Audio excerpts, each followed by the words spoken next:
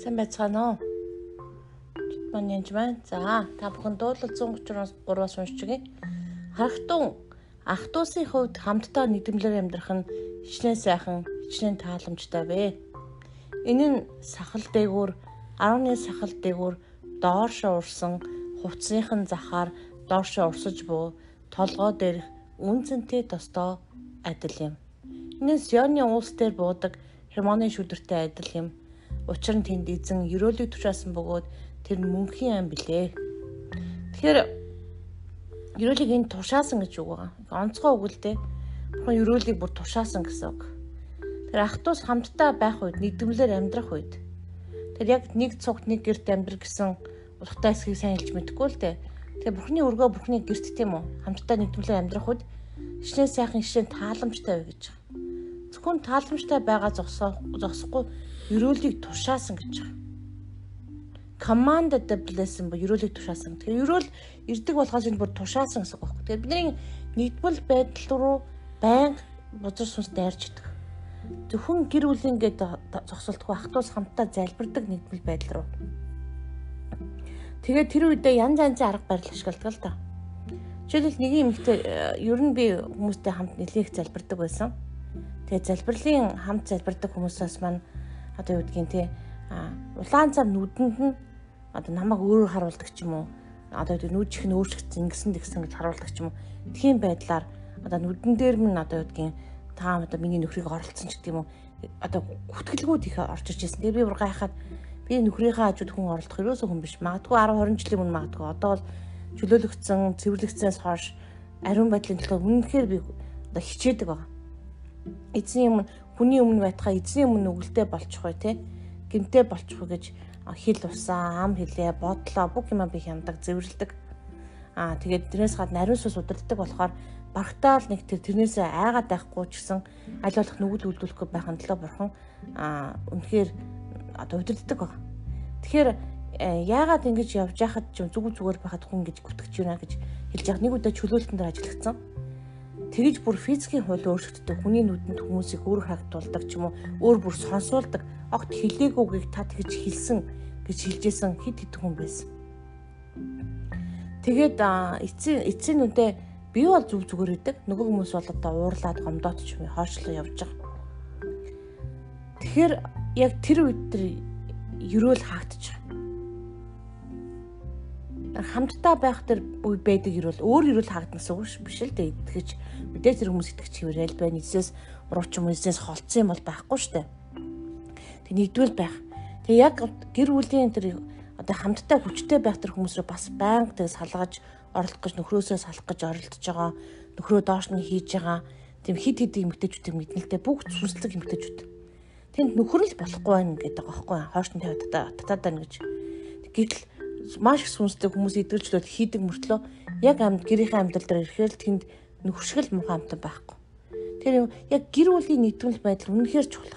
Гэр бүл дотроо хуваагдвал тэгэхээр Бурхны хаанч дотроо хуваагдвал үлээ салан одно. Түүнтэй адилхан гэр бүл дотроо хуваагдвал түүний хамгаалалт тэр алга болчих. Ялангуяа эмэгтэй хүнд эр нөхрийн хамгаалалт үнэхээр чухал байна. Тэгээ тэр хүний сүнслэг байна уу, сүнслэг биш нь үл хамааран Бурхан түүнийг тосолсон баг. Томилсон баг. Тэр хүний эр нөхрөөр түүнтэй адилхан яг одоо ялангуяа сүнслэг эгч дүүс ах トゥ усын хувьд бас хин нэг нь хичнээн одоо партнер шиг хамт байлавч нэг нь удирдагчаар ч юм уу нэг нь илүү ахлахаар томилогдсон байгаа байхгүй. Яг тэр үед одоо тэр насны зүрхнээс үл хамааран үнэхээр тосгой томилгооны дараалал явагддаг баг. Бурхан бол эмгэгцсэн бурхан. Тэр эмгэгцсэн алдах үед одоо гэдгийг Мосег одоо юу гэдэг Мирам бол бусд нь би ч гэсэн адилхан ариун сүнстэй ингэн тэгэн ч гэдэг юм тэгж ярих үед тэр бүхэн алга болох чи эний итгэгч гэж юу гэдгийг ч юм уу эсвэл эний их хөдөлгөгч гэж юу гэдгийг ч юм уу энэ одоо хэн болчоод ийм ярьж байгаа энэ чинь надаас дүү шүүдэй ч гэдэг юм ийм бодлогуудыг өгж байгаа. Бурхан хизээч тэр ив нэгдэл рүү дайрж шалгаж байгаа юм биш. Одоо энэ салдаа дамжуулж одоо их өсөлт орж ирлээ ч гэдэг юм. Хизээч тийм биш. Бурхан харин хамтдаа өсгөх тийм боломжуудыг хүчээдэг баг. Accelerate хамтдаа ив нэгдэлтэй байхад маш хурдан өсчээдэг баг. Дуулууртай Бурханы үзэл сонсоод явж байгаа өсөж байгаа маш олон залуучуудыг юм мэднэ. Бүр үнэхээр гэрлийн урдар өсөж байгаа. Үнэхээр одоо би 10 20 жил болж байгаа хичээлтэй тэр хүүхдүүд нэрөөсөө 1-2 сар зарим нь бүр 1-2 жилийн дотор ч юм уу янз янзын байдлаар авч байгаа. Хөөх одоо энэ хүүхдүүд яасан хурд өсөж гинэ гэж бодохоор тэр үнэхээр ариунсаас цутгаж байгаа. Бурхан илчилж байгаа. Бурхан илчлэхээр шээс заримдаа бид нар тэр илчилтийг ойлгодог. Ив нэгдэлтэй үед бие биенээсээ суралцаж, бие биенээсээ үнэхээр тос тослохоо нь урсаж, үнэхээр нарийн сагал дээр шиг тослох урсдаг баг. Энэ зөвхөн тослогоо дээрээс доош урсаа зогсохгүй хоорондоо бие биен руугаа урсдаг баг. Тийм учраас энэ ив нэгдэл үнэхээр чухал. Танаа багт байгаа ив нэгдэл маш чухал. Хоорондоо тааламжгүй ч юм уу би нэг сонир үзээ салсан тийм юм байх юм бол энэ хүн ингэсэн бодлоодыг өгч ийсэн бол та үнэхээр шалгаар яг жинхэнэ байна уугүй нэ шалгаар үр жимсээр нь шалгаар тоон өдөржлүүд игээд явсаар л байна уу?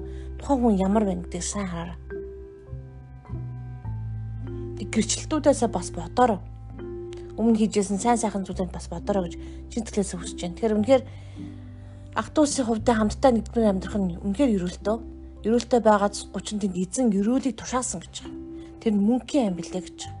Үнэхээр мөнхийн амьд үргэлж тэргүү дээр хамтдаа байх их дүүс ах トゥ ус маань доорч гисэн бид нар хамтдаа ажиллаж хөдөлмөрлөж үнэхээр биеийнхээсээ суралцаж тос тослогоо урсаж байх хэрэгтэй. Тийм учраас би чи гэсэн энэ чи хинбэ энэ юм бэ эзэн юм байсан ч гэдэм үү тийм яриа хэл гаргаж боросоо болохгүй. Саул хизээ юм байсан те Пол болсон биз дээ. Илчээр томилогдсон шүү дээ. Тэр хүн шал өөр болсон байхгүй.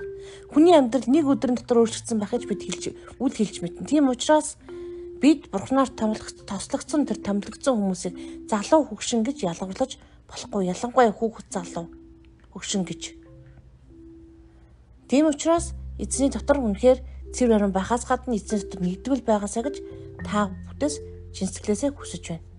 Ягдгүйл нэгдмэл үед ерөөлийг бурхан бүр тушаасан байх нэ. Баярлалаа.